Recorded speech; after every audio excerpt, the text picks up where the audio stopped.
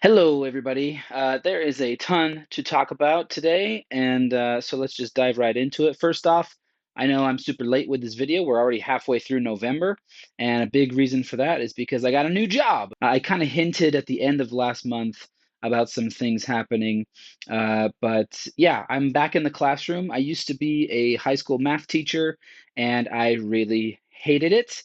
It was very much miserable for me. And so for the last couple of years, I've been a traveling instructor working doing SAT and ACT test preparation, traveling all over the country. And it's been a lot of fun, but unfortunately, it hasn't quite been paying the bills.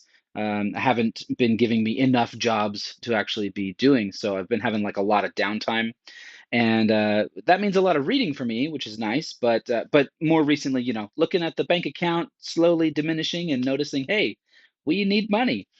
So I'm back in the classroom, and I'm really happy to announce that after being there for a little over a month now, I'm shocked at how pleasant it has been. It is nothing like the school where I used to work. And so I'm realizing that maybe teaching was not a nightmare. Maybe it was just the school I used to work at was the actual nightmare. So that's a little bit what's going on with me, but you're not here to hear about that. You're here to hear about the books. And so let's just dive in. I started Dracula in September. I talked about it in my last monthly wrap up video, and I finished it in October. It took me way too long to read. This was very cool. I enjoyed it a lot. I'm happy I read it. It's a classic for a reason. It really is good, but I have to admit it's super slow. It really dragged. And I had all these like sort of ambitious reading plans for the month of October, this whole spooky season thing. First time I've ever done like a themed reading month. And so it was a little bit of a challenge, and to be honest, a little frustrating because Dracula was so slow. I was telling my wife it's 360 pages and it felt like 800 or 900. It took me like 5 weeks to read it total. Um, but again, it's good. It's a classic for a reason. Some of the things that kind of slowed it down is the epistolary format. It's a really cool format. It's all like journal entries and like shipping logs and letters and all this sort of stuff, which is really neat. But because of that structure, there's not a strong narrative flow, and it is easy to. Oh, it does kind of drag. It's slow. Great story.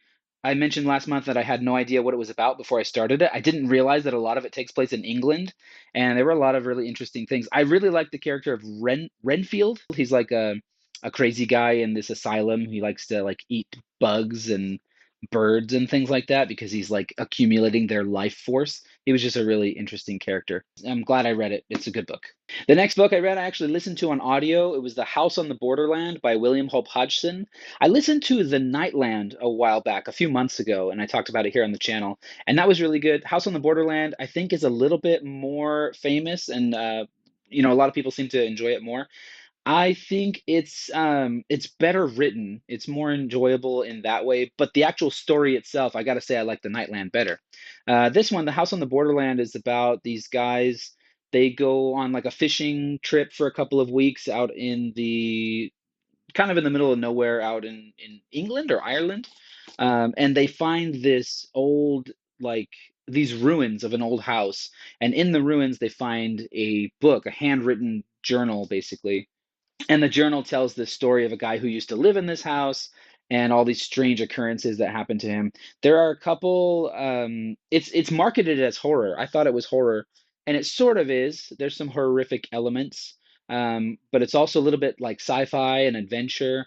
And overall, it was really good. I liked like the first third quite a bit, and then I did sort of lose interest. Toward the beginning, there are these spooky, like pig men creatures that are attacking the house, and that was just fantastic. I love that sort of story. I don't know, it felt sort of Lovecraftian, like these otherworldly weird monster creatures that they're just human enough and they're just intelligent enough to be like scary and intimidating. Like they can think, they can plan, but also they're obviously these brutish monster beast things, and so that makes them like extra creepy. And so that was really cool. But then after that, it goes into a lot of strange like not time travel, but like time dilation.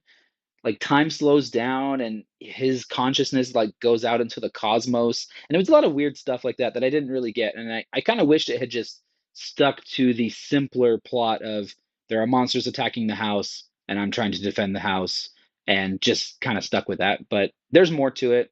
And overall, it was really good. I'm glad I listened to it. The next thing I read, I think I'm going to upset some people with this one. It was The Haunting of Hill House by Shirley Jackson. I don't have a dust jacket for this thing. And I enjoyed it up until the end. I don't want to give anything away, but I just felt like the ending was way too ambiguous. I really love the premise. This doctor, this guy, this researcher, he's trying to prove the existence of ghostly apparitions and experiences or whatever.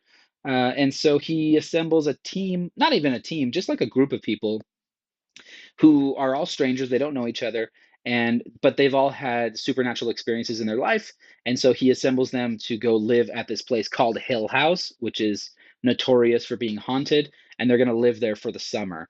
And no one has managed to last in this house for more than like a few days because it's just so horrifically haunted. And some of the haunting stuff was pretty good. There's a scene, if you've read it, you know what I'm talking about, where it's about she's holding the Eleanor, the main character, is holding her roommate's hand. That was great. And there's some spooky scenes, but overall, I don't know. I didn't find it very scary. I didn't find it that interesting, and it was just confusing in the end. That being said, I actually really do want to reread it. I would like to reread this knowing what I know now and see, what evidence is there for these different interpretations and just see what I get out of it again.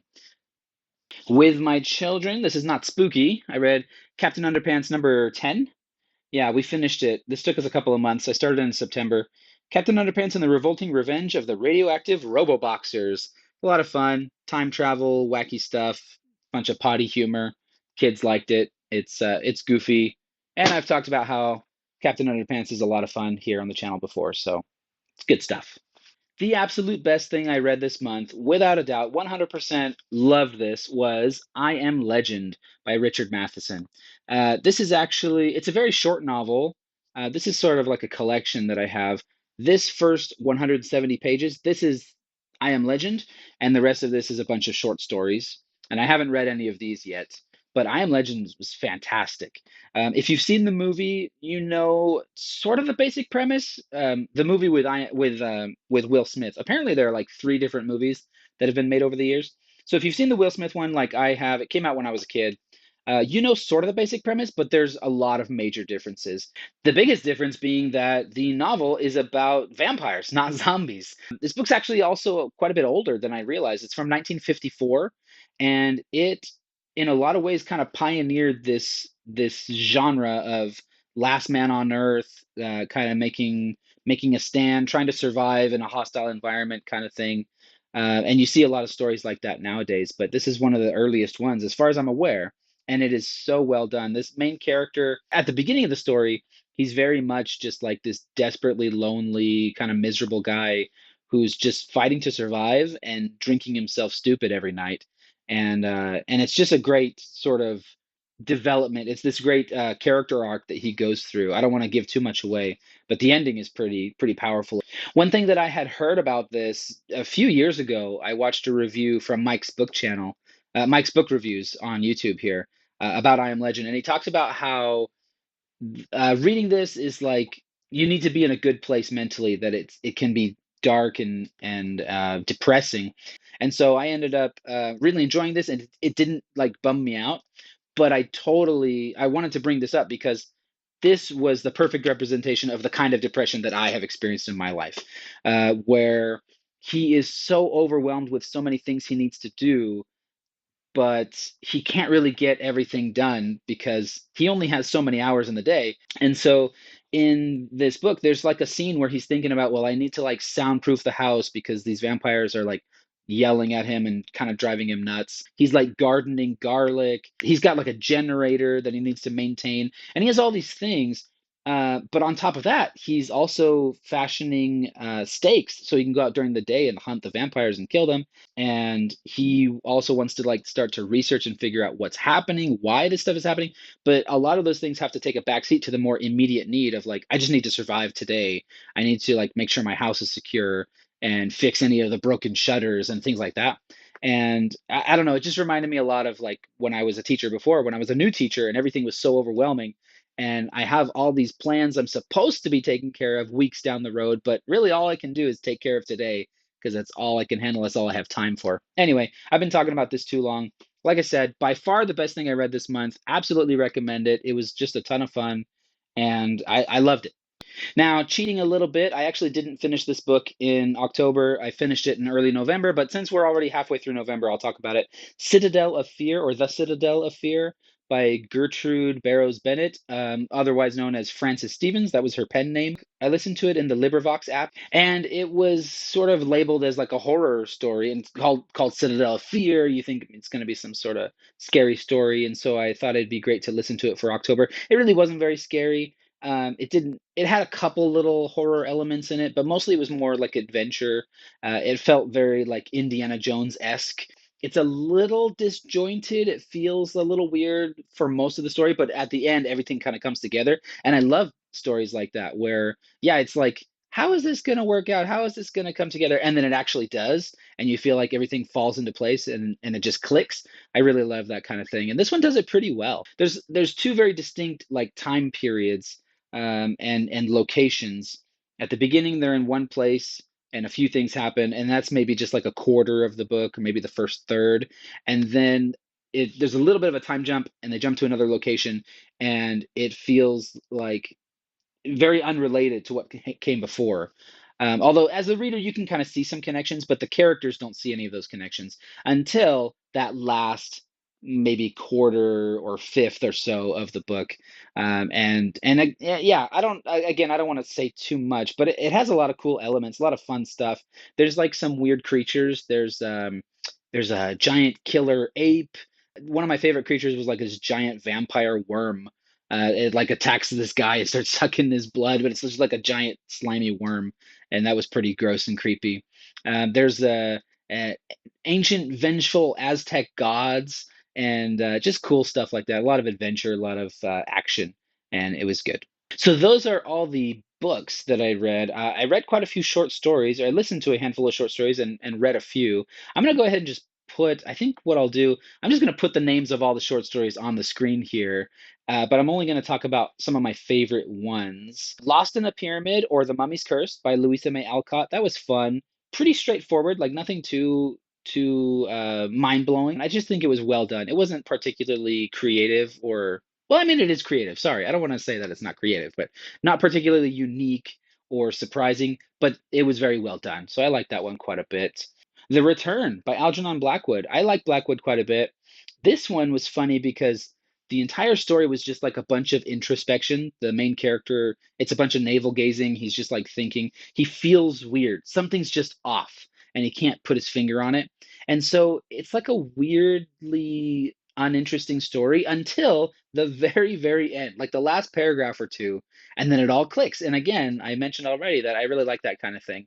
And so going back and listening to the story again with the end in mind, it all kind of makes sense. And I love that kind of thing. So it's kind of oddly like not that enjoyable to listen to your first time, but then once you hit the end, it's like, oh yeah, okay, that all makes sense. Let's see. The Lurking Fear. I actually read this one in my big collection of H.P. Lovecraft stuff, the great old ones, complete works of H.P. Lovecraft. The Lurking Fear it had some pretty spooky parts. I liked it quite a bit. This guy, there's like this haunted house. Well, not even haunted house, but there's a place that has a history of strange and violent deaths and disappearances and stuff. So this guy wants to kind of research it, and he does, and he discovers some creepy stuff, and I like that story quite a bit. It's got some classic kind of Lovecraft elements and themes in it, and it reminded me of some of his other stories as well. It's a good one. I've got this collection, The Complete Tales and Poems of Edgar Allan Poe. And Edgar Allan Poe obviously is a master of the macabre, as they say. And so I just started reading this from the beginning, and I thought I'd read a story or two. But he also wrote a lot of stuff that was not scary. And so the first story that I read in here, The Unparalleled Adventure of One Hans Pfall. Pfall? I don't know how you say it. Is it just fall or is it Pfall? I don't know. It was actually sort of a goofy, borderline humor. I mean, it does have some humor. It was kind of a funny story, but it reminded me a lot of like a Jules Verne type of story. This guy, he I won't tell you if he succeeds or not, but he tries to take a balloon, a hot air balloon, to the moon. And again, as a math, I mentioned I'm a math teacher. There's a part in here where he's talking about his calculations and how how he deduces that the atmosphere doesn't have a limit, that outer space has an atmosphere. It's just very, very spread out and minuscule. And so he creates this device that can distill oxygen from outer space. And I just thought that was really funny and very clever. And so that was a fun story. Not at all scary, but a lot of fun. We did a little family camp out in the backyard, had a little campfire, roasted some hot dogs and stuff. And I wanted to read a little bit of a scary story to my kids. Some of my kids are pretty young, so I didn't want it to be anything too frightening. And so I read Duffy's Jacket by Bruce Coville. I've got it in this collection, oddly enough. I really like Bruce Coville. Duffy's Jacket, I had read it before. It's one of these stories that is kind of spooky, and then the ending is like a punchline, and you realize it's kind of a silly, funny story. And so I thought that would be good for my kids. But then my 5-year-old did tell me that it was still too scary for her, so I don't know. Some of the other kids kind of enjoyed it. It was fun. I read another Algernon Blackwood story called The Wendigo. I read this in this ridiculously large copy that I have of three supernatural classics. I bought this on Amazon without checking the dimensions. I didn't realize it was so enormous. The Wendigo is about a hunting party. They're out in the Canadian wilderness hunting for moose, and they split up to go two different directions. And the main characters that you follow, they encounter some spooky stuff out there in the woods. And it just reminded me a lot of camping as a kid. I grew up in Idaho, and we would go camping quite a bit in the summers, and we'd go hunting in the fall and all kinds of stuff like that. And he really does a great job of setting this tone, this mood, these guys sitting around the campfire, and there's sounds and there's smells coming from off in the distance where you can't really see because it's so dark, and it's real spooky. It was really good. I liked it. The next thing I listened to on LibriVox again, it's called The Great God Pan by Arthur Machen. Um, I don't know if this counts as a book. It's more of like a novella, I think, because it was like a couple hours long. So I'm counting it as like a short story. I don't know. Anyway, it was really good. I liked it a lot. I first heard of it several years ago when NPR came out with this list of like the 100 best horror novels and stories, and it was on that list. And so when I saw it in LibriVox, I was browsing trying to find something spooky to read. And yeah, it was there, and so I listened to it, and it was really fantastic. I liked it a lot. I would really love to read it in print because it kind of jumps around to many different characters, and I did get a little bit lost. I was listening to it while traveling, and so maybe I was just a little too distracted or something like that. But it's great. There's like this mad scientist type character who conducts this weird experiment on a young girl at the beginning of the story, and that kind of sets off a chain of reactions. It was great. It was a very good story. Gonna mention Mike on Mike's book reviews again. He did a video reading The Telltale Heart by Edgar Allan Poe, and so I listened to that. That counts, right, as an audio. I listened to the story, and that's a story I've read three, four, or five times, and it's a classic for a reason. I really enjoyed it. There's a guy who lives with an old man, and the old man has a blind eye. It's like a milky white, like a vulture's eye, I think they call it, and it kind of drives him crazy. And he decides to kill the old guy because he just can't stand his weird eye. And it's a great story of like insanity, and it's just good. If you haven't read it, what are you doing? You should definitely go read it. In fact, you can go listen to Mike read it on his channel. It's only like I think 10 minutes long, 15 minutes long maybe. It's a good video. The last short story I read this month, I think I actually read it on Halloween, was Canon Alberic's Scrapbook by M.R. James. I read it in this collection, M.R. James Ghost Stories. If you don't know M.R. James, he doesn't get talked about very much, but he's kind of the father of the modern ghost story, late 1800s, early 1900s, writing a lot of these cool spooky stories, and they're really fantastic. This one was great. I really liked it a lot. This guy goes to an old cathedral to just take pictures and notes and just like explore it. And there's a local priest guy who's sort of acting as his tour guide, and then he tells him, "Hey, I have this interesting old book at home that you might want to take a look at because it's like related to this old church." And there's some spooky stuff about this book, and I don't want to go into too much detail. It's not a long story. I don't like to spoil the stories, but it definitely, I've mentioned Lovecraft already a few times here, but it definitely reminded me a lot of Pickman's Model by H.P. Lovecraft. In fact, I would be shocked if Lovecraft hadn't read this story. This one came out, I looked it up, I think it came out like 40 years before Pickman's Model did, and I'm quite certain that Lovecraft, well, I don't know this for sure, but my own personal theory, Lovecraft must have read this story and then turned around and written Pickman's Model because they're very similar. Maybe I'm totally wrong. I don't know, but it was great, and I recommend it. Now, a few books that I'm still currently reading. Didn't make very much progress on The Lost Metal. I've been reading this with my wife. We are, where are we on this thing? We haven't read it for weeks. We're on page 140 out of like 500-ish pages. Uh, we read a little bit in October, but haven't touched it for like the last 3 weeks or more, basically since I started teaching at this school. So probably more like a month or so. I've just been so busy. So yeah, we're still working on that. Same deal with Words of Radiance. In October, I only read like one chapter, and I'm most of the way through another chapter now. I'm going to be doing a chapter recap for that one very soon, but I haven't quite finished that chapter. Literally, I just have like no time to read. It's really sad. And actually, speaking of that, I tried to start Children of Dune. I've been reading this for like 3 weeks, and I'm on page 17, you guys. It's sad. It's pathetic. Oh, 16, page 16. Right now, I'm getting into the groove of things still, getting into the swing of things, I guess. And so maybe I'll figure out a schedule where I can actually have some reading time. But right now, I just don't. I'm constantly planning lessons and grading and all that nonsense. So yeah, anyway, that's everything I read this month, and most of it was pretty good, right? There were some ups and downs, but I'm happy. It was kind of a fun thing to do this themed spooky season reading, and yeah, it was cool. So right now, normally this is where I cut to talking about my monthly book haul, and I think I kept that brief enough that we can do the book haul all together in one video. Oh, I totally forgot to mention. I forgot to mention. We are still reading the Book of Mormon, and I am reading doctrinal commentary on the Book of Mormon along with that. And we have gotten kind of behind because of my schedule. I've been not home as much as I was before, and I'm getting up earlier and leaving the house earlier than I used to. And so yeah, we've actually missed quite a few days of scripture reading, unfortunately. But we're getting back into it. The last week or so we've been better. So we are still reading the Book of Mormon as a family each day. Okay, in October, I had a birthday and I got a couple books for my birthday. My mom gave me Peace by Gene Wolfe, which is really cool. I have no idea what it's about. I just know Gene Wolfe is pretty cool. And so I'm looking forward to reading that one day. Another gift, I got this from my wife. This is actually kind of funny.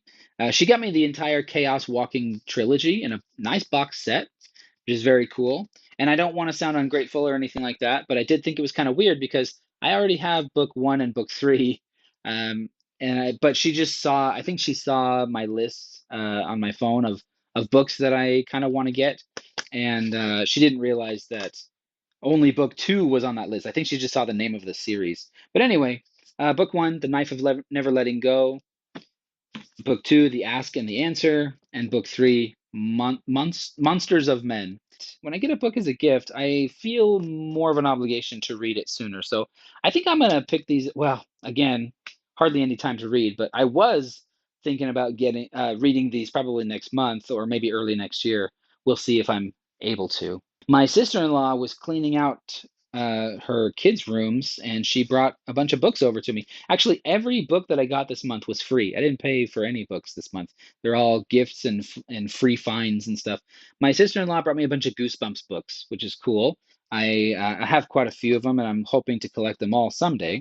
So, Night of the Living Dummy, Night of the Living Night of the Living Dummy 3. We got Ghost Camp. We got Beware the Snowman. Most of these are in pretty rough condition. How I Learned to Fly. These are all by R.L. Stine. And then these ones, this is funny because apparently these actually used to belong to me. And I didn't realize that I had ever given them to that. I don't remember owning these, but they have my name on the inside cover from when I was a kid. I remember having these when I was a kid. And then she brought them to me. I'm like, oh, apparently I gave these to her like years ago. But anyway, those ones that I just mentioned, those are from the main Goosebumps series, the original Goosebumps series. This is from the Give Yourself Goosebumps series. These are choose your own adventure books, which are really fun. You get to the bottom of the page and it tells you if you choose the red stone, turn to page 84. If you prefer the gray rock, turn to page 34. And you go to that page and, there's different variations of the story. There's different endings. So anyway, this is number 3, Trapped in Batwing Hall. And this one's in really rough condition. This is number 4, The Deadly Experiments of Dr. Eek. It's missing like half the cover. And then lastly, this is from yet another series called Goosebumps Most Wanted. This is Son of Slappy, which, you can see is tied into that Night of the Living Dummy sort of arc. So that's a lot of fun. I like Goosebumps. And then at this school where I just started teaching, they were getting rid of a bunch of books from the library. And so they were just there free for anyone to grab. Most of them are not anything I'm interested in, but there were a handful. Master and Commander by Patrick O'Brien. I never saw the movie, but this cover blurb kind of caught my interest. It says, "The best sea story I have ever read." And so I just figured, hey, I should expand my horizons, not only read sci-fi and fantasy, I should read something else and kind of see what it's about. A Heartbreaking Work of Staggering Genius by Dave Eggers. I have no idea what this is about, but I know I heard great things about it somewhere, and I can't remember where. Somewhat recently, I heard or read or saw something that they were saying that book was great. And I really, for the life of me, can't remember where I heard that. The Rocking Chair Prophet by Matthew Kelly. Have no idea what it's about, but there were a bunch of them there. There was like a stack of this book, and they're all in like new condition. And I thought, why the heck not? The Seven Wonders of the Ancient World. This is nonfiction, edited by Peter Clayton and Martin Price. Just kind of seemed interesting. I don't know. At first, I was going to pass on it, and then I opened it up and I read a page or two, and I thought that actually sounds pretty cool. I enjoy history and stuff like that when it's well written. And lastly, Programming the Universe, a quantum computer scientist takes on the cosmos by Seth Lloyd. I enjoy popular science type things. I enjoy space exploration type stuff. And so this one seems like it'd be pretty fun. And I got it for free, so no downside really. Now, the last little bit to talk about here is my unhaul of the month. And as I mentioned, I already had the Chaos Walking trilogy, book 1 and 3. And so I'm going to be getting rid of those.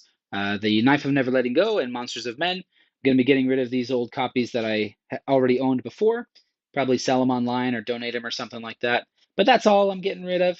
Don't really have anything else that I am going to be purging off the shelves this month. I've already mentioned a couple times I'm just super busy. So, channel plans going forward is basically whatever I can squeeze in. Other than that, that's kind of all I've got for you guys. Be on the lookout for another Stormlight Archive chapter recap because, like I said, I'm getting close to the end of a chapter there. That's how pathetically busy I am these days. Like I literally cannot even read an entire chapter at once. I have to read a 20-page chapter in multiple sittings. It just comes back to the time, right? So, anyway, speaking of time, I think I've reached about my limit. I hope you guys are having a great time. We're coming up on Thanksgiving and Christmas, and I hope that everybody is warm and healthy and safe. I wish you a happy Thanksgiving. And if I don't get around to making more videos before the end of the year, Merry Christmas, Happy New Year, all that good stuff to you. I wish you all the best. Thank you for watching. Thank you for being here, and I will see you later.